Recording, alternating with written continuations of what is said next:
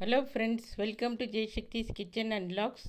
இந்த வீடியோவில் induction stove எப்படி யூஸ் பண்ணணும், அதை எப்படி யூஸ் பண்ணலாம், அதை எப்படி மெயின்டைன் பண்ணலாம், அதோட யூசஸ் என்ன எல்லாமே பார்க்கலாம். ஸ்கிப் பண்ணாமல் பாருங்கள்.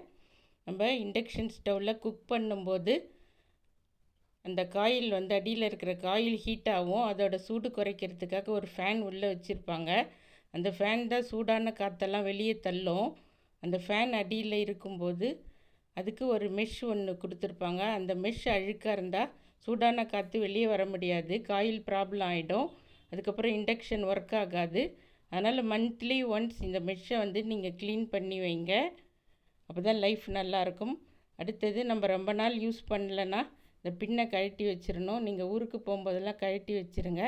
அப்போ தான் இந்த பின் மெல்ட் ஆகாமல் இருக்கும். அதுக்கப்புறம் காக்ரோச்செலாம் சில சமயம் இண்டக்ஷனுக்குள்ளே போயிட்டு முட்டை போட்டுரும். அந்த மாதிரி பண்ணாலும் இண்டக்ஷன் ரிப்பேர் ஆகிடும். அதனால் இண்டக்ஷன் ஸ்டவ்வில் அடி போர்ஷனில் இந்த ஹீட் ஜெல்லை கொஞ்சம் அப்ளை பண்ணி வைங்க. அந்த மாதிரி வைக்கும்போது கரப்பாம்பூச்சி வராமல் இருக்கும். அதுக்கப்புறம் இதில் எப்பயும் ஃப்ளாட் பேஸாக இருக்கிற அயன் பாத்திரம் இல்லை சில்வர் பாத்திரம் தான் நம்ம யூஸ் பண்ணணும். இல்லைன்னா கடையில் இண்டக்ஷன் பேஸோட சில பாத்திரங்கள் கிடைக்கும். அந்த மாதிரி பாத்திரம் தான் நீங்கள் வாங்கி யூஸ் பண்ணணும். வேறு பாத்திரம்லாம் யூஸ் பண்ணாக்கா எரர்னு காமிக்கும். அந்த மாதிரி எரர் காமிக்கிற பாத்திரம்லாம் நீங்கள் யூஸ் பண்ணிங்கன்னா இண்டக்ஷன் அடுப்பே ரிப்பேர் ஆகிடும். அதனால் பாத்திரம் கேர்ஃபுல்லாக யூஸ் பண்ணுங்கள். அப்புறம் நம்ம இப்போ பால் காய்ச்சிரோன்னு வைங்க. பால் காய்ச்சும்போது நம்ம பால் காய்ஞ்சதும் நம்ம ஆஃப் பண்ணிவிடுவோம். கீழே இருக்கிற சுவிட்ச் ஆஃப் பண்ணிவிடுவோம். ஆனாலும் ஃபேன் சவுண்டு கேட்டுக்கிட்டே இருக்கும். ஒரு நிமிஷத்துக்காவது கேட்கும். அந்த ஃபேன் சவுண்டு ஆஃப் ஆன அப்புறம்தான் நம்ம மேலே இருக்கிற ப்ளக்கை ஆஃப் பண்ணணும். அப்போ தான் கிராக் வராமல் இருக்கும். அடுத்தது, இதில் நம்ம டைமர் செட் பண்ணி கூட நம்ம குக் பண்ணலாம். வெயிட் அதிகமான பாத்திரத்தை மட்டும் வச்சு சமைக்காதீங்க.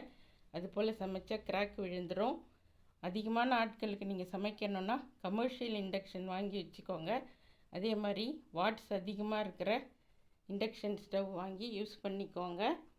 அதுவும் இல்லாமல் எப்பயுமே எந்த பொருள் வாங்கினாலும் இன்ஸ்ட்ரக்ஷன் மேனுவல் கூட கொடுப்பாங்க. அதை பார்த்து தான் நீங்கள் யூஸ் பண்ணணும். அந்த மாதிரி யூஸ் பண்ணிங்கன்னா எந்த பொருளுமே ரிப்பேர் ஆகாது. அதனால் எப்பயுமே எந்த பாத்திரத்துக்குமே நீங்கள் இன்ஸ்ட்ரக்ஷன் மேனுவல் பார்த்து யூஸ் பண்ணுங்கள்.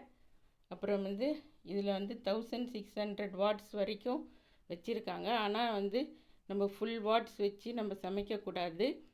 வாட்ஸ் குறைச்சி வச்சு 1200 1400 அந்த அளவுக்கு வச்சு தான் நம்ம சமைக்கணும். ஃபுல் வாட்ஸ் வச்சு சமைக்கவே கூடாது. அப்போ தான் நல்ல லைஃப் வரும். இப்போ அதிகமான ஹீட் வச்சு சமைச்சா கூட பால்லாம் காய்ச்சும்போது பால் நல்லா காயும். ஆனால் பாத்திரம் தீயவே தீயாது. இந்த பாத்திரத்தை நம்மளுக்கு க்ளீன் பண்ணுறது ரொம்ப ஈஸியாக இருக்கும். ஆனால் இதே பால் காய்ச்சிறத பாத்திரத்தை நம்ம அடுப்பில் வச்சு தீயை அதிகப்படுத்தினோம்னா அந்த பாத்திரமே தீஞ்சு போயிடும். அந்த பாத்திரத்தை க்ளீன் பண்ணுறதும் நம்மளுக்கு ரொம்ப கஷ்டமாக இருக்கும். இந்த மாதிரி கன்வீனியன்ஸ்லாம் இண்டக்ஷனில் இருக்கும்போது நீங்கள் எல்லாருமே இண்டக்ஷன் யூஸ் பண்ணி காஃபி, டீ இதெல்லாம் போடலாம். இது ரொம்ப யூஸ்ஃபுல்லாக இருக்கும். நம்ம மற்ற சமையலுக்கு யூஸ் பண்ணலனாலும் பரவாயில்ல, பால் காய்ச்சறதுக்கு, டீ, காஃபி போடுறதுக்கு இதுக்கு மட்டும் யூஸ் பண்ணலாம். அதுக்கப்புறம் பழைய குழம்பு, ஜில்லுன்னு இருக்க குழம்பு, பொரியல் இதெல்லாம் சூடு பண்ணணுன்னாலும் நீங்கள் இண்டக்ஷன் யூஸ் பண்ணலாம். அந்த மாதிரி சின்ன சின்ன யூஸ் நீங்கள் பண்ணால் கூட சிலிண்டர் 20 days எக்ஸ்ட்ரா வரும். அதனால் கண்டிப்பாக இண்டக்ஷன் யூஸ் பண்ணுங்கள். இப்போ இந்த இண்டக்ஷன் எப்படி க்ளீன் பண்ணுறதுன்னு பார்க்கலாம். இதில் நிறைய தண்ணி ஊற்றி நம்ம க்ளீன் பண்ணக்கூடாது. ஃபஸ்ட்டு ஒரு ட்ரை கிளாத் யூஸ் பண்ணி தொடச்சிக்கணும். அதுக்கப்புறம் வினிகரும் வாட்டரும் ஈக்குவல் அமௌண்ட்டில் மிக்ஸ் பண்ணி ஸ்ப்ரே பாட்டிலில் ஊற்றி வச்சுக்கோங்க. அந்த ஸ்ப்ரேவை தெளித்து நீங்கள் க்ளீன் பண்ணிக்கலாம்.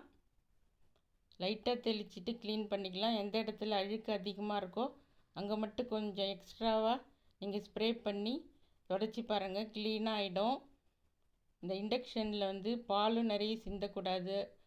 அதே மாதிரி தண்ணியும் நிறைய சிந்தக்கூடாது. பால், தண்ணி இதெல்லாம் உள்ளே போயிடுச்சுனாலும் ரிப்பேர் ஆகிடும். அதனால் துடைக்கும் போதும் லைட்டாக ஸ்ப்ரே பண்ணி நல்லா அழுத்தி துடைச்சிங்கன்னா ரொம்ப க்ளீனாக ஆகிடும். இந்த மாதிரி க்ளீன் பண்ணிங்கன்னா டெய்லியே குக்கிங் முடிச்சுட்டு இதே மாதிரி க்ளீன் பண்ணி வச்சுடுங்க. நான் க்ளீன் பண்ணிவிட்டு காட்டுறேன் எப்படி இருக்குன்னு பாருங்கள். தேங்க்ஸ் ஃபார் வாட்சிங். Have a nice day.